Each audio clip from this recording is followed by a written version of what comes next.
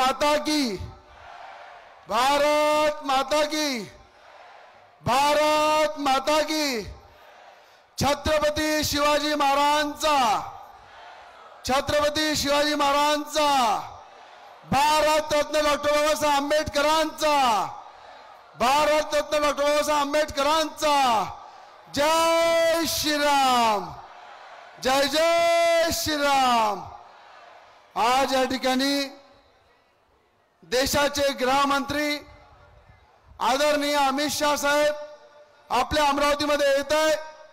त्यांचा अमरावतीकरांच्या वतीनं जोरात स्वागत झालं पाहिजे। टाळ्या वाजवून हात वर करून सगळं त्यांचं स्वागत करा की ते अमरावतीमध्ये या ठिकाणी आपल्याकडे येत आहे। कारण की आज देशाचे गृहमंत्री या ठिकाणी येत आहे खासदार नवनीत रावांच्या प्रचारासाठी, त्यांना आशीर्वाद द्यासाठी। आणि या ठिकाणी आमचे महाराष्ट्राचे लाडके मुख्यमंत्री एकनाथजी शिंदे साहेब सुद्धा या ठिकाणी येत आहे। त्याचप्रमाणे महाराष्ट्राचे उपमुख्यमंत्री लाडके देवेंद्र फडणवीस साहेब सुद्धा या ठिकाणी येत आहे। थोड्याच वेळामध्ये त्यांचं सगळ्यांचं या ठिकाणी स्वागत आहे। या ठिकाणी आदरणीय मंच, मी सगळ्यांचे नाव घेणार नाही, मला 2 मिनिटं बोलायचं आहे,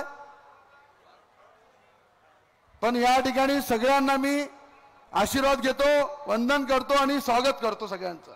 आणि आपल्याला या ठिकाणी आज ज्या पद्धतीनं देशाचे पंतप्रधान जी ही लढाई लढत आहे आणि ही लढाई देशाच्या हितासाठी, देशाच्या भविष्यासाठी, देशाच्या उज्ज्वल भविष्यासाठी देशाचे पंतप्रधान ज्या ताकदीने उभे आहे आणि त्यांच्या विरोधात अनेक बेमान नेते त्यांच्या विरोधामध्ये उभे आहे। आणि या सगळ्यांना हिशोब करण्यासाठी आपल्या सगळ्यांना मूठ बांधावं लागेल की पहिले देशाचे पंतप्रधान असे आहे की जे म्हणतात कि देश मेरा परिवार है और ये परिवार मेरी ताकत है और परिवार के लिए मुझे काम करना है। हे देशाचे पंतप्रधान मोदी जी म्हणतात की प्रत्येक गरिबांना, शोषितांना, महिलांना, शेतकऱ्यांना, शेतमजुरांना, अंधांना, अपंगांना, मतिमंदांना, गोरगरीब सगळ्यांच्या कल्याणासाठी पंतप्रधान मोदीजी ताकदीने उभे आहे। आणि या ठिकाणी खऱ्या अर्थानं अमरावती जिल्ह्यामध्ये कमळ चिन्हावर नवनीत राणा उभे आहे। मी अमरावती जनतेच्या वतीनं देशाचे पंतप्रधानांचे आभार व्यक्त करतो, त्यांनी नवनीत राणांना उमेदवारी दिली आणि या ठिकाणी अमरावती जिल्ह्याची देशाची सेवा करण्याची संधी दिली, त्याबद्दल त्यांचे आभार व्यक्त करतो। या ठिकाणी आपण पाहिलं की ज्या पद्धतीनं कालच या ठिकाणी एका व्यक्तीने तमाशा केला आणि तो तमाशखोर कोण आहे तुम्हाला माहित आहे। अरे आज मी तुम्हाला खुल्या मंचावर सांगतो की देशाचे काँग्रेसचे नेते राहुल गांधी यांना अचलपूरला ग्राउंड मिळत होतं, ती परमिशन युवा स्वाभिमान पार्टीच्या नावाने होती। जेव्हा मला जिल्हा अधिकारी पोलीस विभागाचा फोन आला की त्यांच्या पोलीस प्रोटेक्शनच्या हिशोबाने ते ग्राउंड त्यांना द्यावं लागेल, 1 मिनिटात राहुल गांधीला मी ते ग्राउंड दिलं। 1 मिनिटात, कुठं कवडीची बातमी सुद्धा नाही आहे। या ठिकाणी सांस्कृतिक भवन मध्ये आदरणीय शरद पवार साहेब, आदरणीय या ठिकाणी उद्धव ठाकरेजी यांची सांस्कृतिक भवन मध्ये सभा होती, तिथे सुद्धा युवा स्वाभिमान पार्टीचा कार्यकर्ता मेळावा होता, तो रद्द केला आणि ते हॉल त्यांना द्यायला लावलं प्रशासनाने। आम्हाला मागे घ्यावं लागलं। का घ्यावं लागलं? अगर देशाचं एखादं नेतृत्व आपल्या जिल्ह्यामध्ये येत आहे आणि त्या ठिकाणी त्यांच्या प्रोटेक्शनच्या दृष्टिकोनातून, व्यवस्थेच्या दृष्टिकोनातून जर आपल्याला माघार घ्यावी लागली तर शांतपणे माघार घेतली पाहिजे, ते आम्ही काम केलं। अरे आज देशाचे गृहमंत्री ज्या देशाला दिशा दाखवतात, या देशाला महत्त्वाचे निर्णय घेऊन या जनतेला न्याय द्यायचं काम करतात, असे देशाचे गृहमंत्री आपल्या अमरावतीमध्ये येत आहे। ज्यांनी खऱ्या अर्थानं, मला त्यांना खऱ्या अर्थानं सलाम करावा वाटते, नमन करावा वाटते। जेव्हा 33 महिन्याची सरकार होती तेव्हा उद्धव ठाकरे सीएम होते। अमरावतीमध्ये जेव्हा दंगे झाले तेव्हा तुम्हाला माहित आहे आपल्या सगळ्यांची परिस्थिती काय होती। तेव्हा हे दोन्ही तिवसा मतदारसंघाचे आमदार आणि अचलपूर मतदारसंघाचे आमदार या ठिकाणी मी आदरणीय मुख्यमंत्री महोदयांचं स्वागत करतो, आदरणीय उपमुख्यमंत्री यांचं सुद्धा स्वागत करतो, अभिनंदन करतो की हे दोन्ही वाघ या महाराष्ट्राला पुढे नेण्याचे काम करताय। यांना अमरावतीच्या वतीने अभिवादन करतो, स्वागत करतो, अभिनंदन करतो। आणि या ठिकाणी मी आपल्या सगळ्यांना हे सांगतो की जेव्हा 33 महिन्याची सरकार या महाराष्ट्रामध्ये होती तेव्हा विरोधी पक्षामध्ये आदरणीय देवेंद्र फडणवीस साहेब होते आणि जेव्हा इथे दंगे झाले तेव्हा इथे कोणी मायबाप नव्हतं। तिवसा मतदारसंघाचे आमदार कुठे लपल्या होत्या दिसत नव्हत्या, अचलपूर मतदारसंघाचा आमदार हे दोघेही मंत्री होते, कुठे गेले दिसत नव्हते। तेव्हा देशाच्या गृहमंत्र्यांनी लक्ष दिलं आणि या ठिकाणी ज्या विशिष्ट जातीमुळे आपल्या सगळ्यांना त्रास होत होता तेव्हा ते आपल्यासोबत उभे राहिले आणि आपल्या अमरावतीला मदत केली। त्याचप्रमाणे कोल्हे प्रकरण ज्या ठिकाणी कोल्हे हत्याकांड झालं त्या ठिकाणी उद्धव ठाकरे मुख्यमंत्री होते, या ठिकाणचे जे सीपी होते त्यांना फोन केला होता या ठिकाणी तिवसा मतदारसंघाच्या मंत्र्यांच्या माध्यमातून आणि अचलपूर मतदारसंघाचे मंत्री हे दोघेही मंत्री होते, तेव्हा फोन केला होता की कोल्हे प्रकरण हे रॉबरीच्या दिशेने तपास करा, हे रॉबरी मध्ये कन्वर्ट करा आणि रॉबरी मध्ये कन्वर्ट करून त्याची फाईल बंद करा।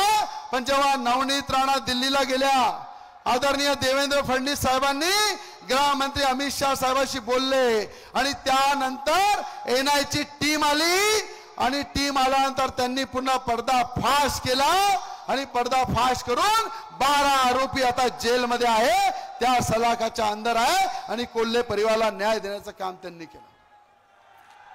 आणि ते गृहमंत्री देशाचे आपल्या अमरावतीमध्ये येत आहे आणि अमरावतीमध्ये आल्यानंतर त्यांचं स्वागत जनके झालं पाहिजे, त्यांच्यासाठी खऱ्या अर्थानं अभिनंदन केलं पाहिजे की ज्यांनी अमरावतीला कठीण परिस्थितीमध्ये साथ दिला, आपल्याला मदत केली, ताकद दिली। ह्या सगळ्या गोष्टीला आपल्याला डोळ्यासमोर ठेवून येणाऱ्या भविष्यामध्ये काम करायचं आहे। आज या ठिकाणी मुख्यमंत्री महोदय, मुख्यमंत्र्यांना मला मनापासून धन्यवाद वाटते की बाळासाहेबांच्या विचाराची सेना जे मुख्यमंत्री एकनाथजी शिंदेंनी जोपली, सांभाळली, आज साहेब ते उबाटाचे असे हाल आहे हो की काँग्रेसवाले त्यांना कुत्र्यासारखे वागवतात।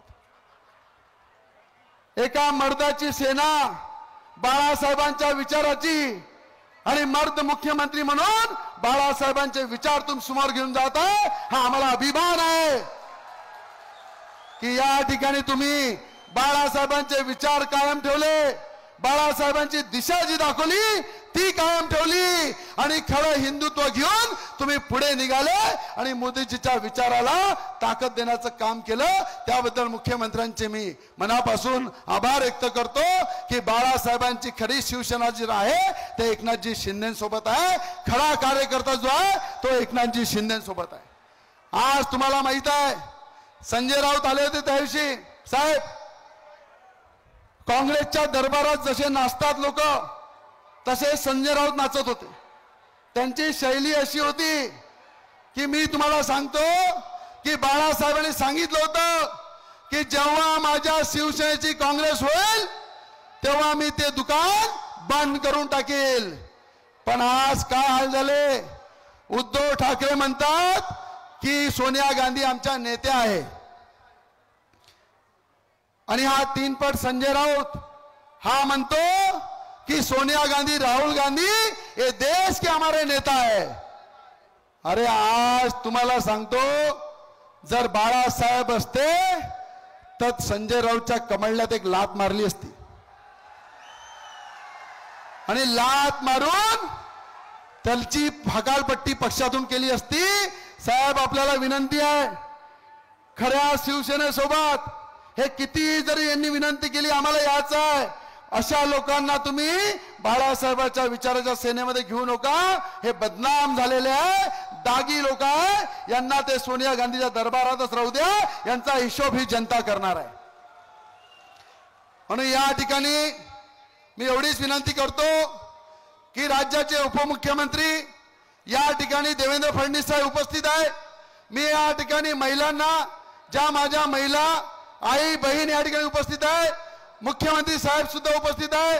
मी साहेब यांना शब्द दिलेला आहे की 80,000 पेक्षा PR कार्ड आपण या अमरावती जिल्ह्यामध्ये दिले, शहरामध्ये दिले, पण येणाऱ्या काळामध्ये आचारसंहिता संपल्यानंतर या जिल्ह्यामध्ये शहरामध्ये प्रत्येक गोरगरिबांना PR कार्ड द्यायचा आहे, हा मी तुम्हाला शब्द मागत आहे साहेब।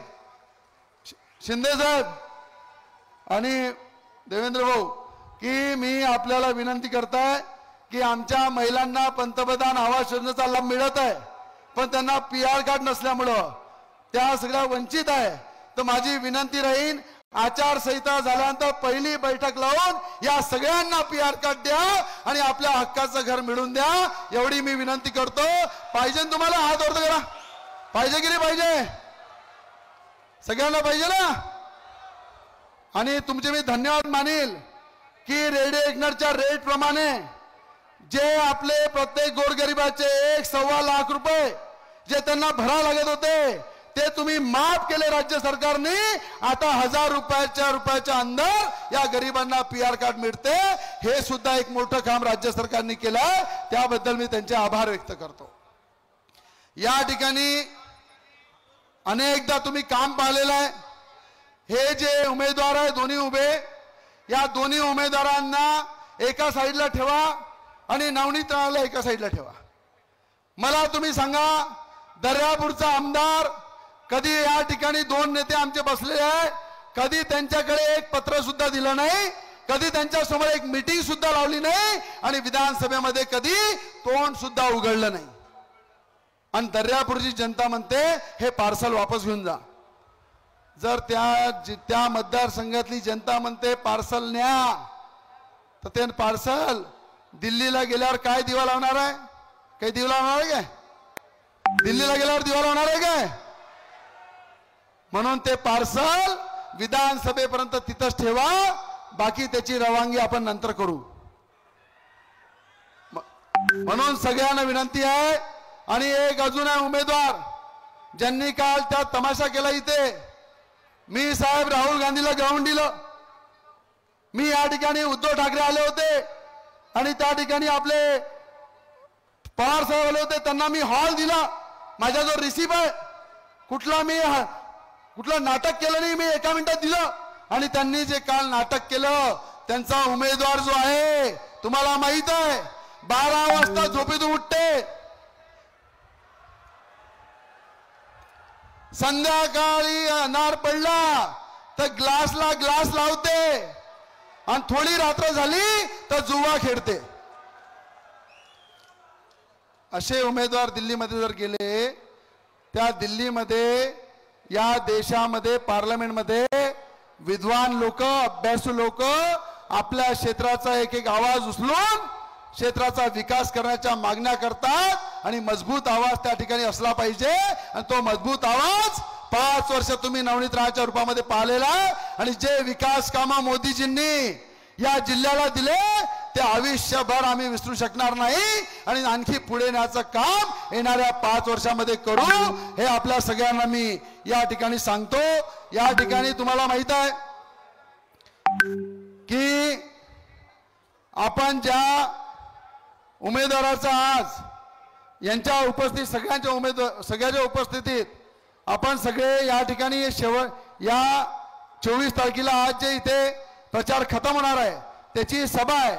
मला सगळ्यांना एक विनंती करायची आहे की तुम्ही सगळे मिळून आज आपल्याला या ठिकाणाहून अमित शहाजींचं भाषण ऐकल्यानंतर एकच काम करायचं आहे की 5 वर्ष ज्या ताकदीने आम्ही काम करतो, ही सरकार ज्या ताकदीने पाठीशी राहते, केंद्र सरकार जी पाठीशी राहते, या सगळ्यांसाठी 5 दिवस सगळ्यांना शेवटचे द्यायचे आहे।